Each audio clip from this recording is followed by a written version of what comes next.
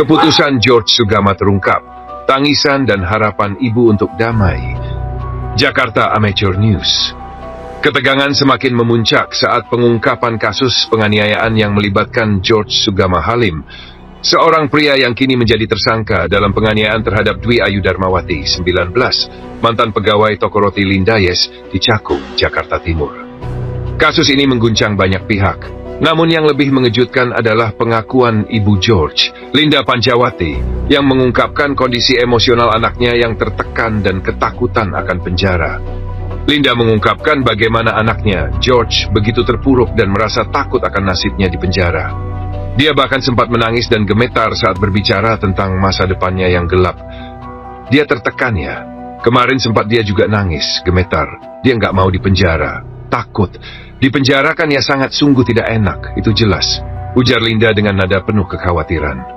Ketakutan George menjadi jelas, mengingat realitas keras di balik jeruji penjara yang selalu menghantui. Namun meskipun anaknya terjerat dalam kasus yang memalukan ini, Linda masih berharap ada jalan damai antara keluarga mereka dan korban Ayu. Linda tidak ingin memperburuk keadaan, dan ia bertekad untuk menyelesaikan masalah ini dengan cara yang lebih bijak dan tidak melibatkan lebih banyak konflik hukum yang hanya akan memperpanjang kesulitan bagi semua pihak. Saya minta tolong. Saya berharap semua ini berjalan dengan damai. Saya memang sudah meminta maaf kepada Ayu, supaya masalah ini tidak diperpanjang gitu loh, jelas Linda, dengan penuh harapan agar tidak ada lagi saling tuntut-menuntut. Menurut Linda, niat jahat dari pihaknya tidak pernah ada. Ia menjelaskan bahwa video penganiayaan yang tersebar di media sosial justru menimbulkan kesalahpahaman yang lebih besar. Tidak ada niat sedikit pun saya ataupun anak saya dan keluarga saya untuk menganiaya karyawan. Semua pihak yang sudah melihat video ini mungkin terpancing emosinya, kata Linda mencoba memberi penjelasan. Ia menegaskan bahwa kejadian tersebut tidak seperti yang digambarkan dalam video yang beredar luas, dan itu hanya menambah ketegangan di masyarakat. Khilafnya George, pengakuan dan pembelaan diri. Sebelumnya, George Sugama Halim mengungkapkan penyesalan yang mendalam atas tindakan kekerasannya terhadap Ayu. Saat dihadirkan dalam konferensi pers pada Senin 16 Desember 2024, ia mengaku khilaf dan menyesali apa yang telah dilakukan. Khilaf, saya khilaf, ucap George dengan penuh penyesalan. Namun, meskipun ia mengakui kesalahan, George memilih untuk tidak menjelaskan alasan mendalam di balik tindakannya. Ketika ditanya lebih lanjut, ia hanya menjawab singkat, no comment. Penyidik telah mengungkapkan bahwa alasan George menganiaya Ayu adalah karena kesal dengan penolakan Ayu untuk mengantarkan makanan ke kamar pribadinya. Tersangka merasa kesal dan terjadi argumentasi, mengakibatkan pelaku makin emosi dan selanjutnya melakukan penganiayaan terhadap korban, kata Kombes Nicholas Ari Lilipali, Kapolres Metro Jakarta Timur, menjelaskan kronologi peristiwa. Insiden tersebut kini mengarah pada pasal 351 KUHP dan ancaman hukuman penjara lebih dari 5 tahun. George langsung ditahan setelah ditetapkan sebagai tersangka. Peristiwa penganiayaan yang menghebohkan. Kronologi penganiayaan dimulai pada 17 Oktober 2024 saat Ayu yang sedang bekerja di toko roti milik orang tua George diminta untuk mengantarkan makanan ke kamar pribadi George. Namun Ayu menolak permintaan tersebut karena bukan bagian dari tugasnya.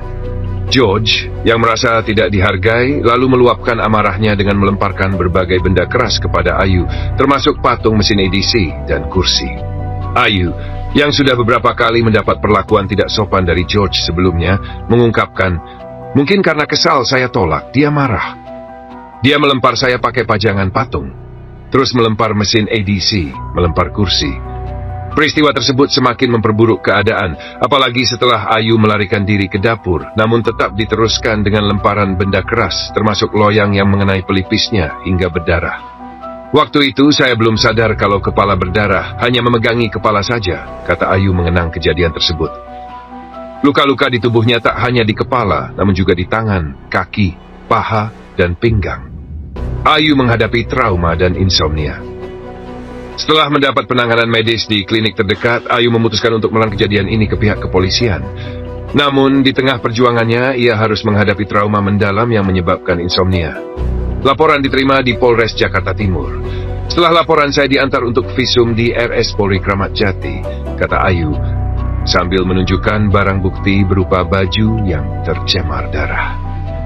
Kejadian ini tidak hanya mengganggu kehidupan Ayu secara fisik, tetapi juga mengubah kehidupannya secara emosional. Tindakan hukum yang diambil.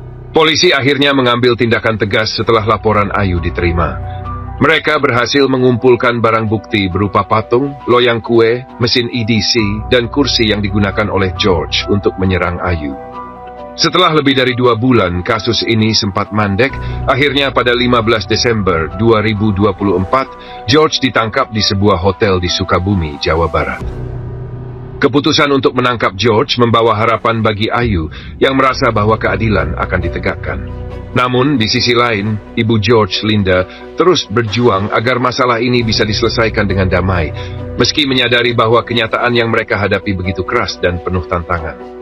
Ini adalah sebuah cerita yang penuh dengan ketegangan, penyesalan, dan harapan. Namun juga mengingatkan kita tentang kompleksitas hubungan manusia dan konsekuensi dari tindakan yang tak terkendali. Kesimpulan, antara penyesalan dan harapan untuk damai. Kasus ini memperlihatkan betapa rumitnya konflik yang melibatkan emosi, keputusan impulsif, dan keinginan untuk menyelesaikan masalah dengan cara damai. George yang kini terjerat dalam kasus penganiayaan menyadari kesalahannya, namun harus menghadapi akibat dari tindakannya. Di sisi lain, ibunya, Linda, berjuang untuk memperbaiki hubungan dan berharap agar Ayu dapat memaafkan dan mengakhiri masalah ini tanpa berlarut-larut di ranah hukum. Namun yang jelas, semua pihak kini harus menghadapi kenyataan bahwa setiap tindakan memiliki konsekuensi dan tak ada jalan mudah untuk memperbaiki kesalahan yang telah dibuat. Lihat video ini mungkin ya terpancing emosinya, tapi video ini sebenarnya secara implisit juga sudah terlihat. Kabur ke belakang ke tempat banyak oven, di situ saya nggak bisa kemana-mana. Akhirnya saya dilempari lagi pakai barang-barang. Terus yang endingnya di situ saya dilempar pakai loyang kue sampai kepala saya berdarah.